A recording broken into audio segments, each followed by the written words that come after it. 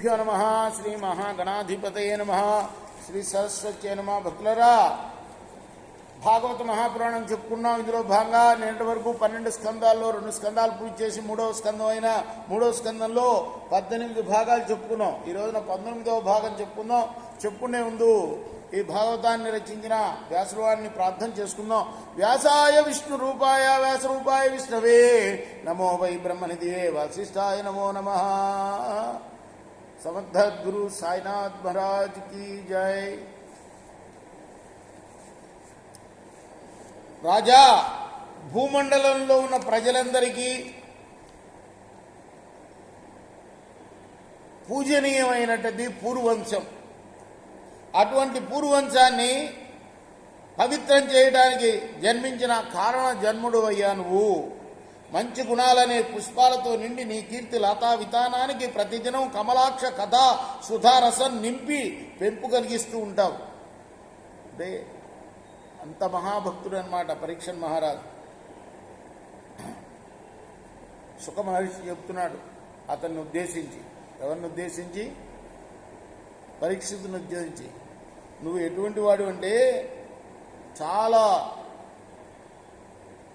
పూజనీయమైన పూర్వవంశంలో పుట్టావు నువ్వు. అదొకటి. రెండోది ఏంటంటే నువ్వు ప్రతిరోజు కూడా కమలాక్షుడి యొక్క కథా సుధా రసం తాగుతావు నువ్వు. అది ఎలా తాగుతాడు?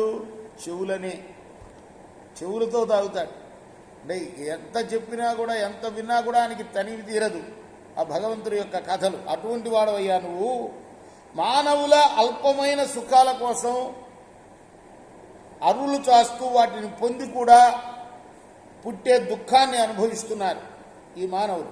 అటువంటి జనులను ఆ రకమైన దుఃఖాల నుండి దూరం చేయడానికి సమర్థమైనటిది శ్రీమన్నారాయణుడి యొక్క చరిత్ర అనే దారాలతో అల్లబడినది.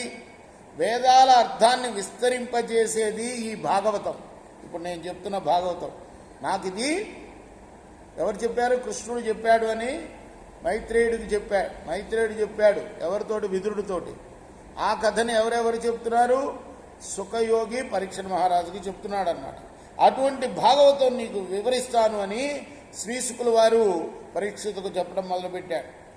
విను.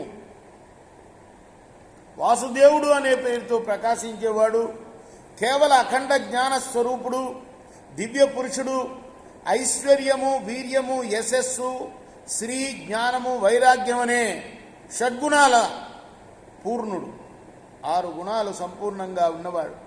అటువంటి సంకర్షణుడు ఒకనాడు వేదసారమైన భాగవతాన్ని పాతాళలోకంలోకి తీసుకుని పోయాడు. తన మనసులో తన్ను తానే చూచుకుంటూ తదేక ధ్యానంలో కొంచెంసేపు కళ్ళు మూసుకున్నాడు ఆ స్వామి. సనందనాథుల అభ్యుదయం కోరిన వాడై కళ్ళు విప్పి చూచాడు. సనక సనందనాథులు స్వామిని సంస్తుతులు చేశారు.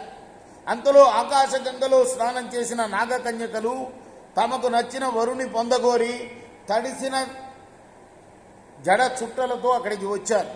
ఆ నాగకన్యలు ఆ దివ్య పురుషుడే తమకు భర్త కావాలని భావించారు. ఆ పరమ పురుషుని సమీపించి ఆయన పాదపద్మాలను సేవించుకున్నారు.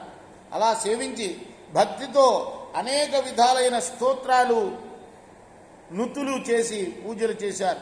కానుకలు సమర్పించారు, నమస్కరించారు. అలా ఆ దేవుడు హృదయాన్ని వశపరుచుకున్నారు. ఆ సమయంలో సనకసనందనాథులు పరమపురుషుణ్ణి ప్రస్తుతింపడం మొదలుపెట్టారు. ఆ దేవదేవుడు వేల కొలది శిరస్సులు కలిగి ఉన్నాడు. ఆ శిరస్సులపై కిరీటాలు అలంకరింపబడి ఉన్నాయి. ఆ కిరీటాల్లోని రత్నాలు రమణీయమైన కాంతులు వెదజల్లుతున్నాయి. ఆ కాంతి పుంజాల వెనక ఆదిశేషుని 1000 పడగలు సుందరంగా వెలుగొందుతున్నాయి. అటువంటి స్వామిని దేవతల్ని రక్షించే ఆ ప్రభువుని సనకసనందనాథులు ఎంతో వేడుకతో స్తుతించారు. ఆయన అవతారాలని, ఆయన చేసిన ఘన కార్యాలని ప్రశంసించారు. ఎంతో వేడుకతో సంస్తుతించారు. ఆయన అవతారాలని అలా స్తుతించేటప్పుడు వారి మాటలు దేవునిపై వల్ల భక్త్యావేశం వల్ల తడబడ్డాయి. వారు ఆయన లీలలను పలుసార్లు గానం చేయగా వారి సంస్థలకు ఆ దేవుడు సంతోషించాడు. రేపు మనం 19వ భాగం చెప్పుకుందాం. శ్రీ సచ్చిదానంద సద్గురు సాయినాథ్. రేపు 20వ భాగం చెప్తున్నాం. 19వ భాగం చెప్పుకున్నాం. సజ్జానంద సద్గురు సాయినాథ్ మహారాజ్ की जय. చేకోరా హారతి. ఇదిగో సద్గురునాథ దేవ సాయినాథ. పాంచభౌతిక తత్వముల